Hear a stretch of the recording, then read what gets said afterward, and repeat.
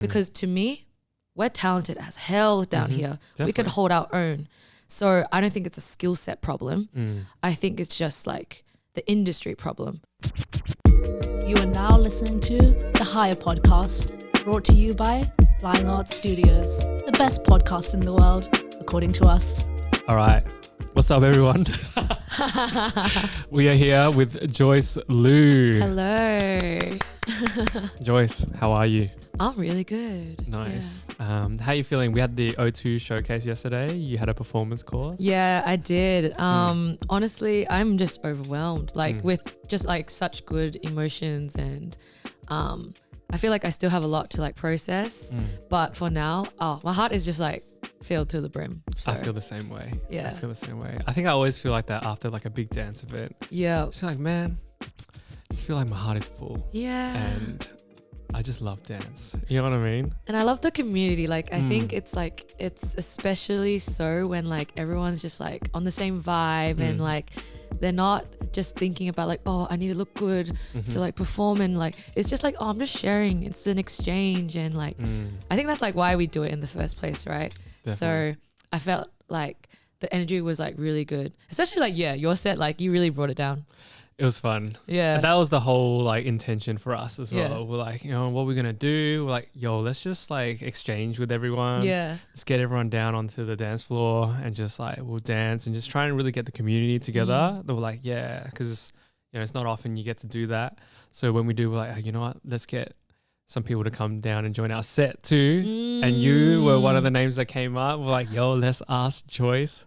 And they were like, who's going to ask her? I was like, oh, well, actually, I'm doing a podcast with her soon. Like, David, can you ask Joyce? They're like, oh, yeah, sure, I'll ask her. I'm dead. Yeah, I was like thinking like, what kind of, like, no, actually, I love the Best Boys. You already know. Yeah, you've I've with been us wanting before. to join you guys for ages. And I was like, oh, because I was like thinking like, oh, do I need to like bring all like my dance gear out? I'm like, nah, I'm gonna just dance in a dress. Yeah.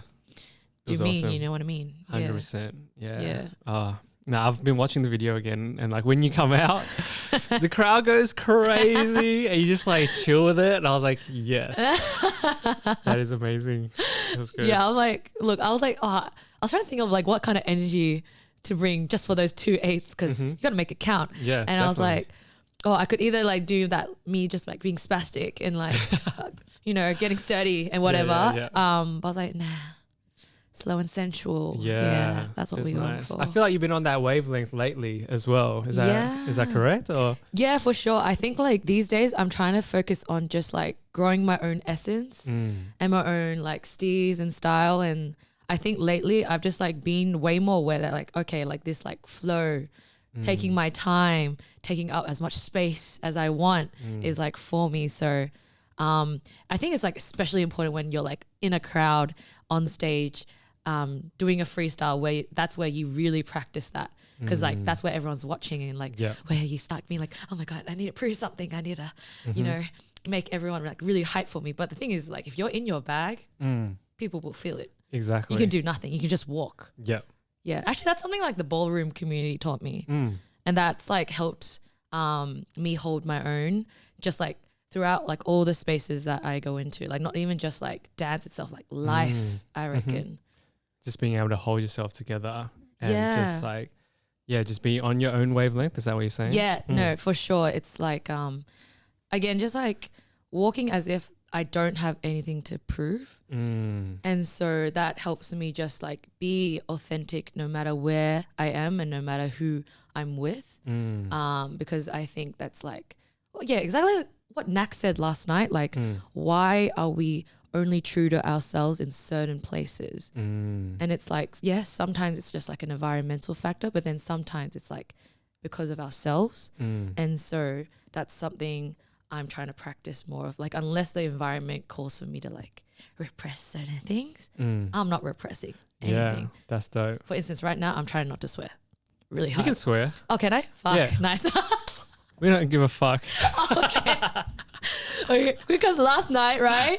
Because I didn't realize I'd have to talk in the mic, and I see all these kids and I'm like, fuck, I'm swearing right on stage in front of all these moms, dads, kids. It is what it is. People like doing everything. I was like body rolling. yeah. Too. But then I was like, wait, that like some of the street jazz stuff, I was like, okay, well, if that's allowed, nah. I'm gonna just do me. I'm gonna just do me. Yeah, it's fine. And that's your fault for bringing me on stage. So. Yeah, exactly. Nah, no censorship here. because I think I taught a kids class like ages ago. Okay. What'd you do? I swore. And then You're fuck.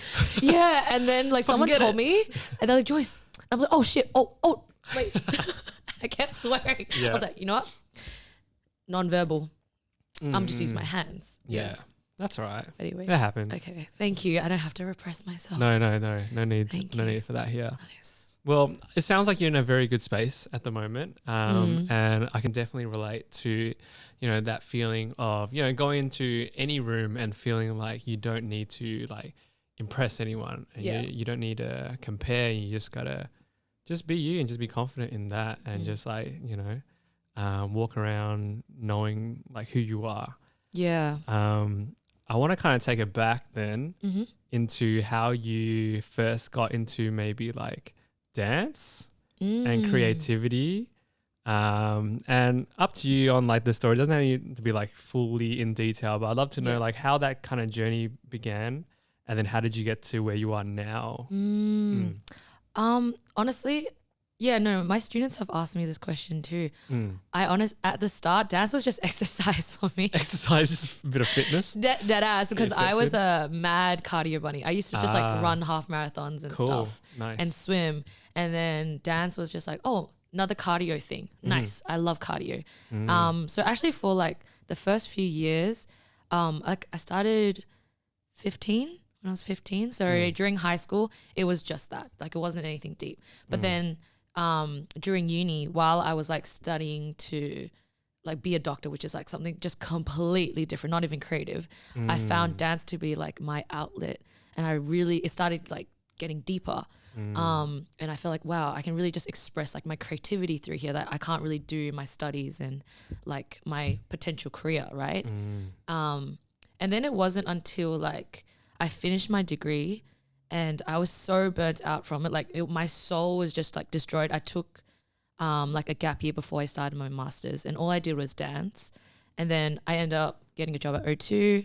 I ended up getting into like a crew, choreographing for showcases, and it all just came very natural. Right. And it was easy and I was good and it felt good. I was like, I've never been so happy in my life.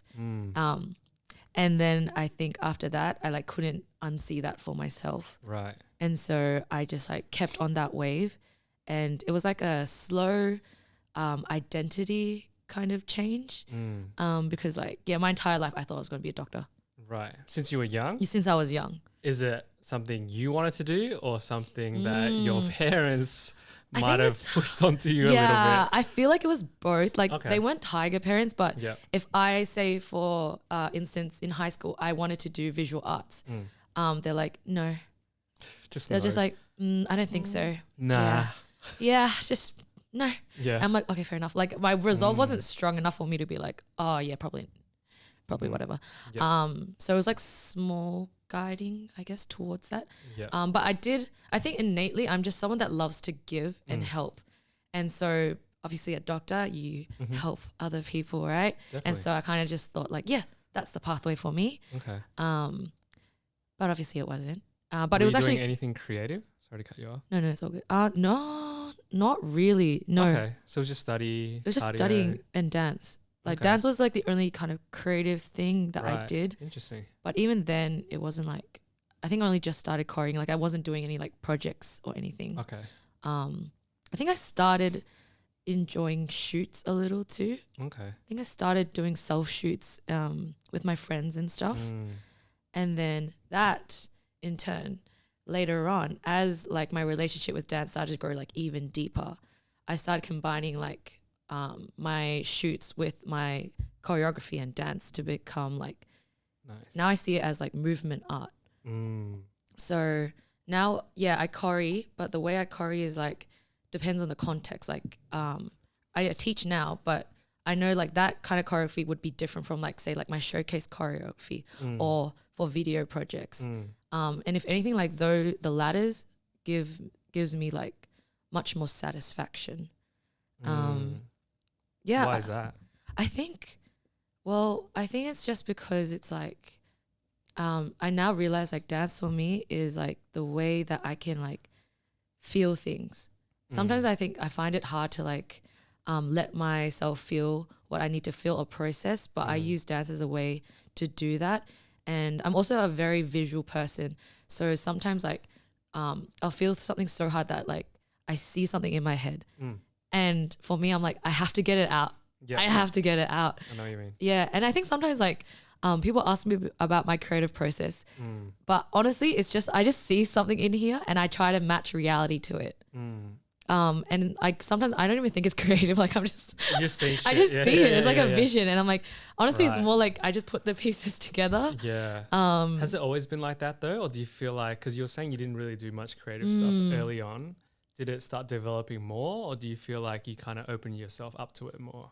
I think it was like, it was very, what is it called? Not underdeveloped when I was like a bit, I was actually a very creative kid. Okay. Like I looked at the stuff and all the art that I made as like a child, and then it got repressed throughout my teenage years. And then I had to like learn to like connect back to like my body and my mind, and also like drop my ego. I think that's the biggest thing when it comes to like creating art. Yes. You have to drop your ego, otherwise you get in the way of what your art needs to be. But I think these days I'm really good at disconnecting myself to a point where like it just allows what needs to come through. Yeah. But also while still retaining my own identity throughout it all. Yeah, I feel like now it's definitely a lot stronger. Like before, it would take a long time for me to like see all the details, whereas now I just kind of stare at a wall for like 2 hours. I'm like, okay, done. Yeah. Right. Interesting. Yeah. Well, I guess in terms of like that process and getting those visions, do you feel like it comes from like when you're like just seeing something every day, or are you finding that sometimes you're kind of like searching for it, or like how am I feeling today? You know what I mean? Yeah. Do you sometimes feel like you sit down and like with a piece of paper like, oh, I'm feeling like such and such, or you just like on the train or whatever and it's just kind of like, oh, you notice something and it kind of comes like that? I think of it as like every day I'm inspired by something. So I'll take a mental note of it, like, oh, that was like a really cool effect just now. Oh, that was also very interesting. Like small little things, because I think I'm very aware of like, okay, if I resonate with something, it's probably like something I need later on. So I take note of that. And then, yeah, lo and behold, as I'm like, you know, coming up with something or letting myself feel what I need to feel, it comes out and I don't even realize it's there. It's like a vocabulary, like a bank of like little elements that just comes out when it needs to come out. Right. Like I usually don't try to force stuff in, but I just go by feeling, honestly. If it feels right, then I know it's meant to be, kind of thing. And how do you think, I guess, you got to that point? Because do you feel like you've always been quite intuitive with like how you feel and like going with that? Do you feel like lately you've been more in tune with that as you've kind of like got more experience or like connected with different people or like dabbled in other like styles and that kind of thing? Yeah. I feel like that has helped. 100%. I think it's more so, I used to like care so much about how it was presented to other people, and I would let other people's, my own head, like my own perspective of other people's perspective interrupt what it is. Right. And I think, again, with the whole like conversation about like holding your own and just like being authentic, now I just trust that like what I feel is what's meant to be. And I like disregard like how it's, obviously if it's like something that talks about like other people's cultures and like obviously I need to take that into account, but regardless of that, like besides those factors, then I just think about like, again, if this is my first impression of it or my first reaction response, then let that be like my authentic like reply to it. Well, I'm going to switch gears a little bit. Yeah. And because we've been talking about like, you know, creativity and how, you know, you've been able to be in tune with how you're feeling and like creating.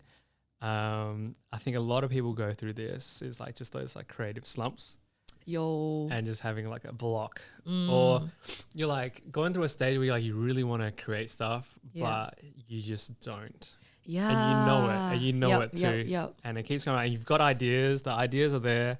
I'm like, oh, I really want to do this thing. I really want to do it. But it just doesn't happen. Like you just don't start it, or whatever, life gets in the way.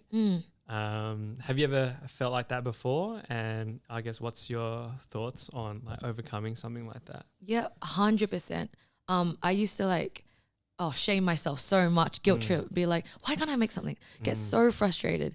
But then like, as I started, as I just start creating more, I realized that is part of the process. And also sometimes like timing is just not right. Like you yourself don't have the capacity, or like you're just not inspired enough. I think the best thing is just to not like judge yourself for that, because when it's time, it will show itself. I've had like, for instance, I think I just stopped doing a lot of like shoots because I don't feel anything right now. I can't see anything. I'm not judging myself for that, because I know that my energy is spent into like choreographing and like video projects, things like that.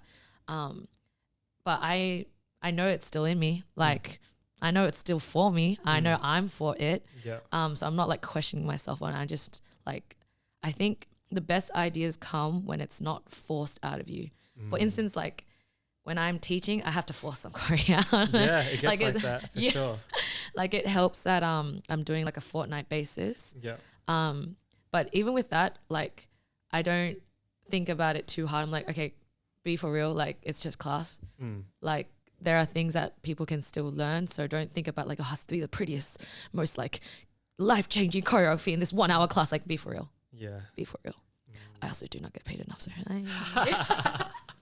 that's a different topic. Anyway. But yeah, I feel that. Yeah. I feel that. That's cool. I feel like there are a lot of different dances out there, and a lot of different dances that focus on like the art of dance. And there's like some dances that focus on like the technique of dance as well.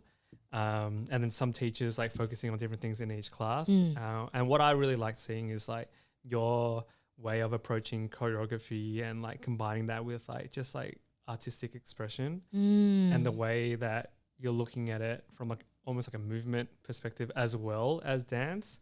And that kind of goes into a whole different realm of things. Yeah, it's big ass different area. Yeah, with choreography. And like I know there's a lot of like just like people talk about it all the time between like dance, freestyle, choreography. And sometimes I feel like there's a bit of shade with choreography, and some people don't maybe understand that approach to dance. You know what I mean? I guess last question before we take a break. Yeah.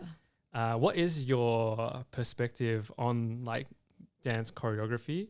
And yeah, just what are your thoughts on that versus like freestyle and like all that kind of stuff? That's such a debate. I feel like every single year, like it hasn't stopped. And like, honestly, like these days, I'm like, there is no divide. Both of them go hand in hand. Both of them are like, I would say, if I had to really say, I would say freestyle is probably the most important thing, because that teaches you to like the essence of choreography. Because choreography, actually, I don't know. Like they're just so different. Actually, choreography is the essence. No. I think they're just like, they're for different things. 100%. Freestyle makes you like, it really shows like what someone is like authentically saying and their like essence. Choreography is just like a branch off of it. You need, like for me personally, I need freestyle to like make something. Otherwise it's so disconnected from myself and the music. I could just make a 5, 6, 7, 8 and just chuck a song that like matches the beats. Sure. Technically that is still choreography too. Do I feel anything? Probably not. But again, do I even need to feel anything? Context. So they are different realms for like different situations.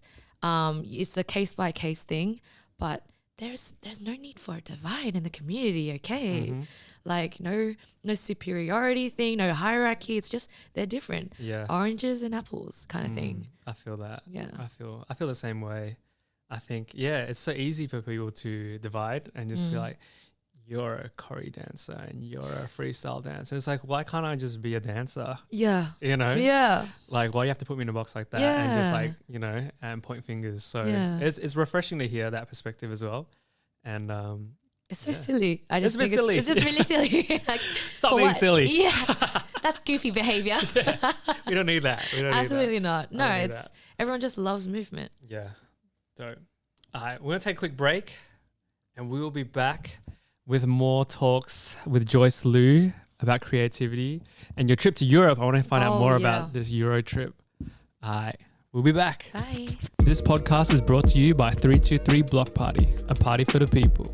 But yeah, we are back. Oh. What's up? Hi. Thank you to our sponsors. That was great. Don't kill me. That's fantastic. Me, myself, and I. And yeah, thank you. Shout out to Flying Out Studios. Shout outs future sponsor here. Anyways. Yeah. So we spoke about this in the break a little bit, but we're going to dive into it. Hey, keep that. We're going to dive into it a little bit more, which was pay and paying for dance. Whether that be like teaching, performance, just the art of dance, and then I guess like the business of it and doing it professionally and commercially. We spoke a little bit about like photography on the last podcast and, you know, the rates for it. And also we spoke a little bit about like creatives, like pricing for themselves, which can be like a rabbit hole, you know. So difficult. You're pricing yourself, or like you're putting like a number on your art and the value of that versus other like, you know, products and items. So what are your thoughts on, you know, dance and like paying dancers and all that jazz? I think the industry itself is so like underdeveloped. I think it's also so much harder to like put a price on it in comparison to like corporate jobs or like scientific jobs where it's like there's a set standard. Whereas like in the community, it's kind of like just kind of made by the people that are paying for it. So if you don't have many strong voices like actually advocating properly, then it's like you're just constantly just like getting underpaid wherever you go. And even if you try to fight by yourself, if no one's fighting with you, it's a bit fucked. Definitely. But I think one thing that I had like this little issue with a studio. Basically, they didn't ask for my rates, didn't have any discussion, but they put my name on the timetable. So they kind of, to me, it felt like, oh, you're assuming I'm going to just teach for any rate. And so I straight up told them, you disrespected me. And next time I would like you to like talk to me about my rates first, because I want to feel respected and considered, to make sure that I know that I'm being taken care of properly. And so in that little situation, I kind of thought about it and I was like, at first I was like a little bit like scared, you know, confrontation's scary. Standing up for yourself is scary. But then I thought about it in like a broader sense. It's like, if I don't stand up for myself, then every other teacher on my skill level is going to be pissed on in the same way. Cause this was like a big studio as well. And it's like, not okay. You cannot do that. So I think about this and I hope that like the community in like any creative field, you need to like stand up for yourself, for the community as well. If you don't do that, then like, and someone else doesn't do it, then it's like anyone that's trying to pay for anything, that's the standard then. So it's like, if you see something that's like out of whack, call it out. Protect yourself and the community. We have to rise it together. Or raise it, sorry. But anyway. Yeah, I feel you. Yeah. I guess, do you feel like, because this just came to my mind as you were kind of talking about like studios and pay and the industry. And I know you've got some homies in Sydney as well, and you've done a little bit of stuff up there. Do you feel like it's different in Sydney versus Melbourne in terms of like teachers pay or the industry as well? Because I know there's obviously more commercial dancers in Sydney. But yeah, what are your thoughts on that? First of all, the industry's massive, community's massive. Like I didn't realize like how much of a difference it was to Melbourne. There's just more money in it, and yet teachers get paid way more. I think I was getting paid like double to triple for a class, and I'm like, yeah, that makes sense actually. And then I kind of like, I like think about like, oh, like how is this? Why? Because to me, we're talented as hell down here. Definitely. We could hold our own. So I don't think it's a skill set problem. I think it's just like the industry problem. There's not enough money in it. But then it's like, okay, who's controlling this industry?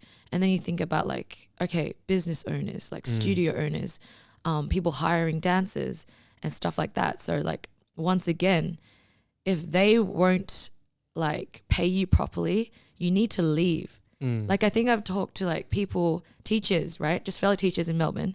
And I'm like, are you not like weird about this pay being so low? They're like, yeah, but I'm not really going to do anything about it. Like I can't really, you know, like just excuses. Honestly, oh, okay, look, maybe not excuses. Maybe they just like don't have as much fight or the capacity. Or a fear of losing that position too. That is true. But it's like, what you need to, I don't know. I think it is a balance, right? Like starting out, yes, for exposure, all right, we just accept the low paying stuff. But once you know you have weight in this community, why are you saying yes? Like you're harming not just yourself, but like, again, other teachers with your skill set. Like even me personally, I'm like, okay, this hasn't really been announced yet, but I'm like ready to leave. I'm just trying to build my little thing, build a program, build a platform outside of it. Once I have that established, I'm gone. I'm here for exposure. Because right now with the pay, it is volunteer work. With the amount of time, effort, experience that I have and the value that I bring and the care that I bring, I'm like, hell no. Again, like me coming from a place where it's like, again, I could have been a doctor. I'm like, I know that like, okay, I put this amount of time into studying, I would get this amount of pay. How is that not translated into dance as well? It's a little harder because it's like, oh, technically I've been dancing since, 10 years ago, like I think, creatives as a whole is very difficult to price. The best way that I can think of doing it is like gauging other people on the same skill set as you. And that's really all I'm doing at the moment. I'm just like, honestly, I encourage everyone to just ask. Ask around. Ask around, see what the standard is and if it makes sense to you in comparison to like the rest of Australia or whatever. I feel like, because I've obviously like run a business in creativity and creating like films for people. We just valued so differently to dance because I do both and it's... I talk to my photographer friends too and I'm like, oh wow, you get paid so much more and I do not understand. It's just because I do both as well. Like I do editing and like directing and then choreographing and dancing and I'm like, they are paid so differently, but I feel like I'm putting so much effort. Like, sometimes dancing is harder. I'm paying with my body, like exactly, labor. 100%. So I always find it weird to see that difference in the way that clients will value different like creative like deliverables, and something I am starting to learn more about is like the way that people price based on the deliverable versus the actual hours that you spend, and then valuing like your work, the actual work itself. So instead of being like, I want to get paid like, X amount per hour to create this thing, it's like, all right, my thing is actually worth, $1,000. And that is what I think my work is worth rather than how much time it takes me to create it or to do it. You know what I mean? And also what I think this work is going to bring to them and how much value the business is going to get from my work, whether that be, they're selling it to their clients, like, the students, or they're going to be using it for promotional purposes and they're going to make X amount from my work. You know what I mean?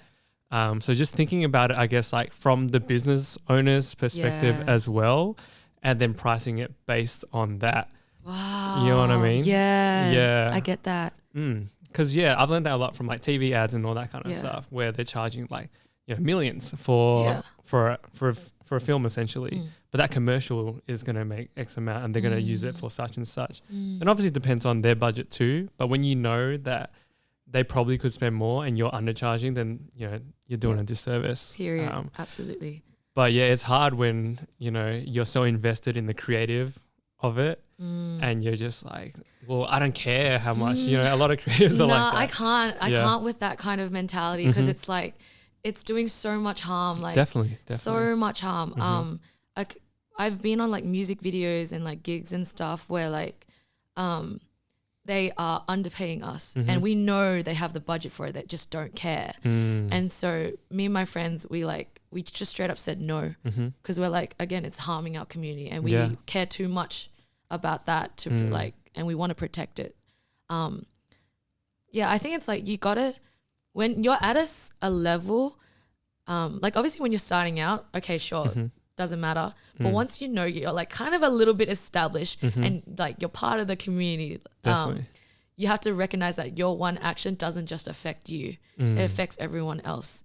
Again, that's why I'm so big on like, you gotta I think you have to recognize the influence you have, even if you want to do a random project just cause. It's like, I don't know, pick and choose. Hey, it's a bit difficult.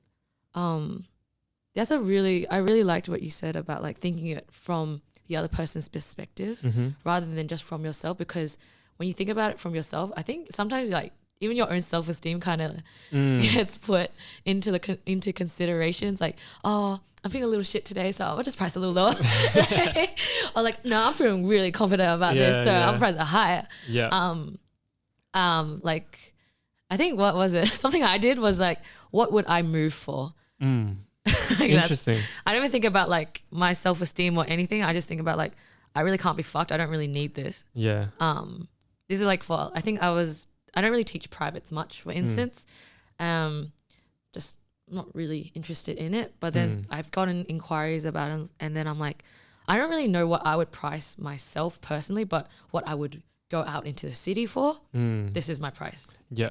That makes sense, for sure.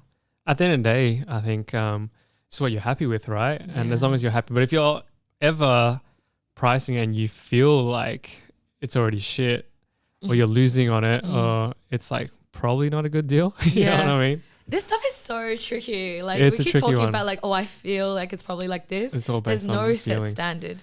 No. Yeah, I think, but that's what happens when you're trying to like price art. It's not, you can't put it in a box. It's art. It's literally like the most free thing ever. How are you going to commercialize that? But yeah, in this age of capitalism, obviously everything has a price. Definitely.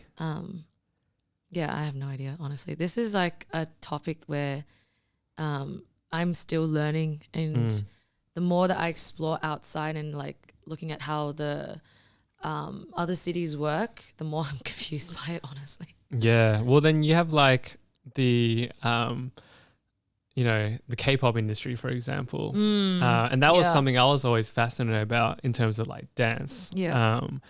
And seeing dancers and choreographers like get paid heaps to do what they're doing in a professional setting, in an industry that is crazy, like absolutely like nuts. Like the quality and the standard of everything is just like next level, like super high production on everything, which I really appreciate in terms of just seeing like great work being made. Absolutely. And I guess like, I'm just always been like, okay, how come in Korea, everything is like up here when it comes to dance, and the respect for dancers is like boom.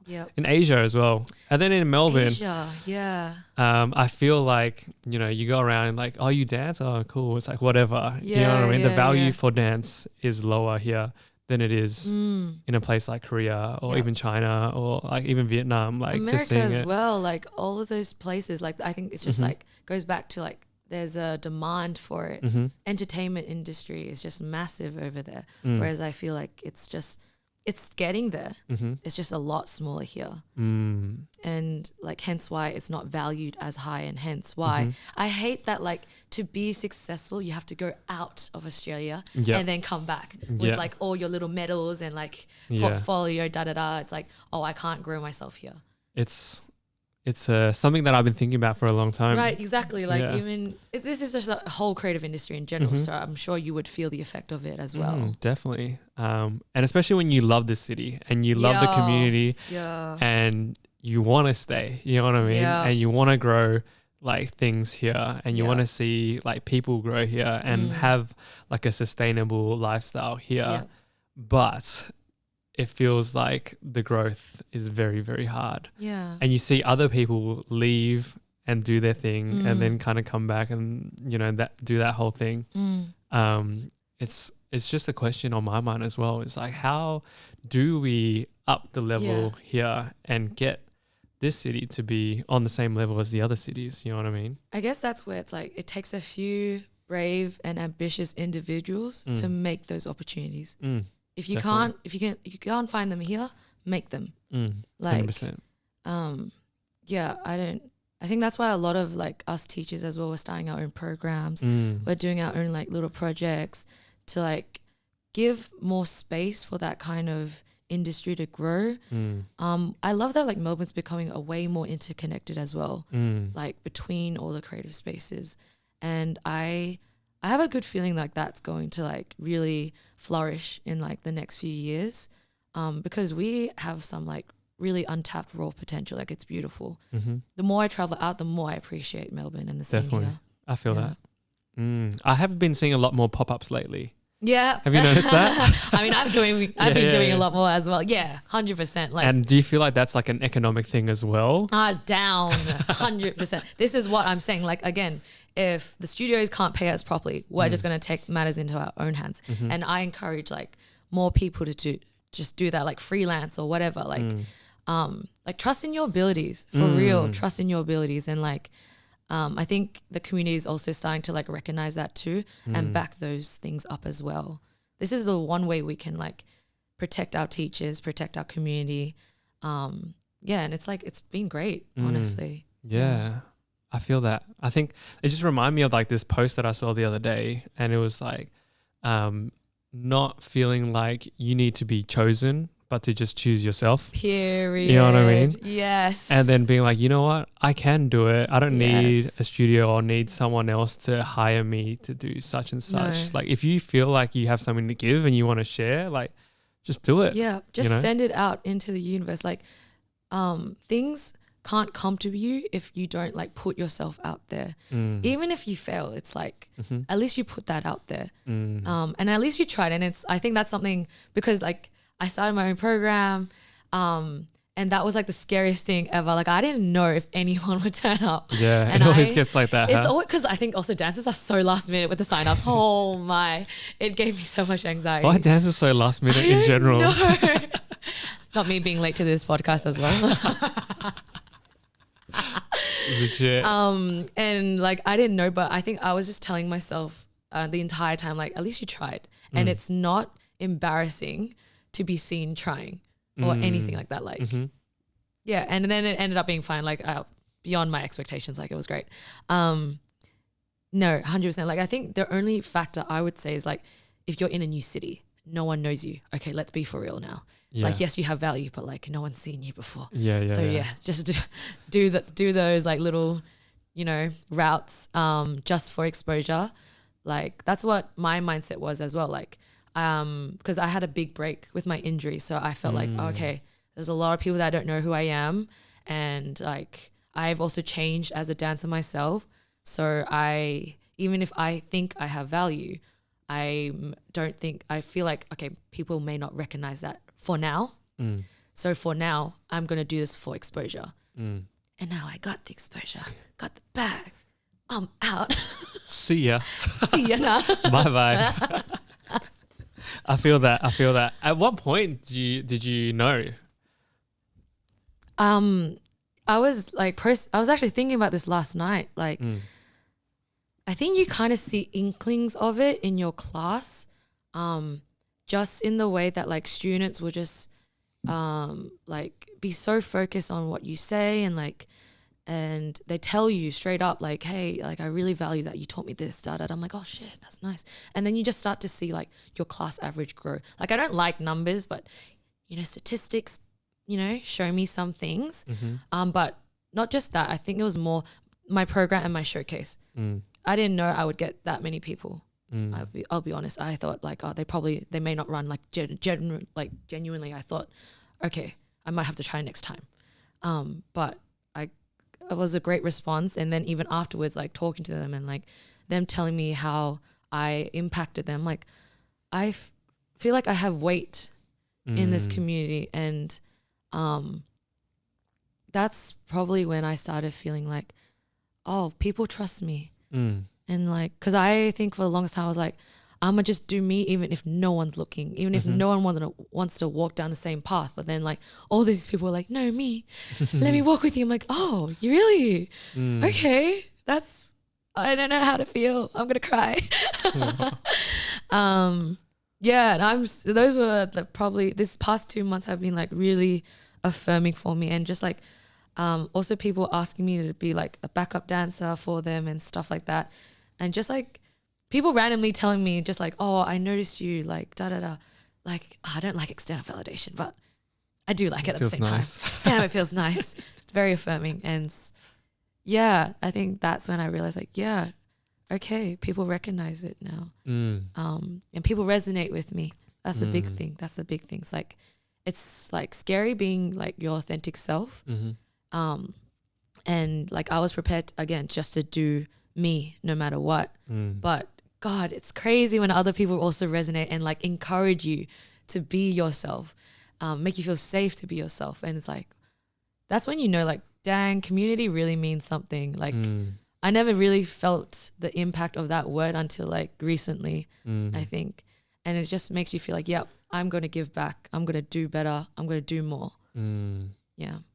I can definitely see it as well.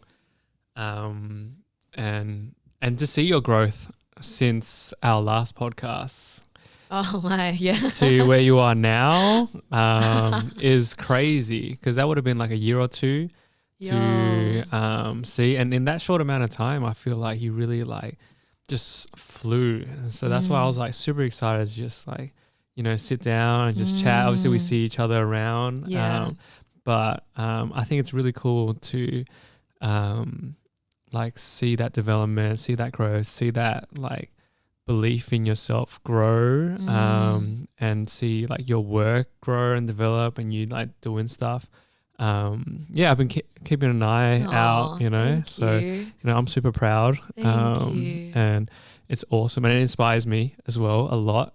So it's it definitely is like creating ripples within the community here, I think. Yes, and the impact is, I think, definitely gonna like go far.